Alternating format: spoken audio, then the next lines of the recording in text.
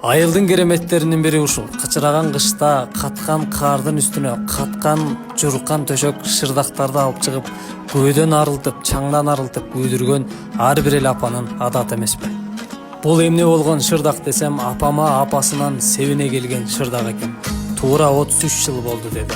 Карагылачы, кандай сонун сакталган. Жанымдагы иним жаштар, өздөрүнүн тили менен айткандай кыраштар. Булар үйдүн кичүү болгонуна карабай, бойлорунун узун болгонун айтайын. База апам да келиниме деп даярдап жүргөн чоң шырдактарынын бири бул шырдак. Көздүн жоосун алат. Ат башыда шырдактардын эң алды деп айтсам жаңылышпайм.